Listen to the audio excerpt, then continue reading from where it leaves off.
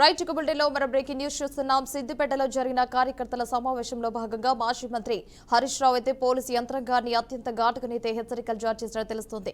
2 ఏళ్ల తర్వాత తిరిగి బీఆర్ఎస్ ప్రభుత్వం వస్తుందని, అప్పుడు తానే మంత్రిగా ఉంటానని ధీమా వ్యక్తం చేస్తూ ప్రస్తుతం అధికార పక్షానికి కొమ్ము కాస్తూ ఎక్స్ట్రాలు చేస్తున్న ప్రతి అధికారి నట్లు బోర్డు కూడా ఫిట్ చేస్తారని కూడా వార్నింగ్ ఇచ్చారు.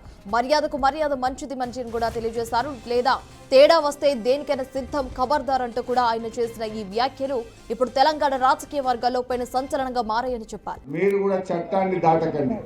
ఎవరైనా పోలీసులు అతి చేసిండనుకో వడ్డీతో సహా వాళ్ళకు కూడా చెల్లిస్తాను. 2 ఏళ్ల తర్వాత వచ్చేది బీఆర్ఎస్ గవర్నమెంట్. మళ్ళా నేనే మంత్రిగా ఉంటా.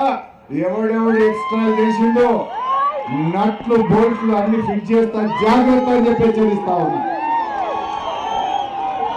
మర్యాదకు మర్యాద, మంచికి మంచి, తేడా వస్తే దేనికైనా సిద్ధం ఖబర్దార్ అని హెచ్చరిస్తా ఉన్నా. ప్రేమతో నడుస్తుంది. మరి ఎక్కువ చేస్తామంటే ఊపుకుంటాం. అయింది నీ ఇంటికి నా ఇల్లు ఎంత దూరం, నా ఇంటికి మీ ఇల్లు అంతే దూరం, అంతేనా కదా? ఎవరైనా మంచికి మంచి, మర్యాదకు మర్యాద. మర్యాద తప్పితే మేము కూడా చూసుకుంటాం. మేము మర్యాదగా ఉండాలని కోరుకుంటున్నాం. 10 ఏళ్ళు మేము మర్యాదగా పనిచేసినాం. పోలీసులారా, మీరు కూడా చట్టాన్ని దాటకండి.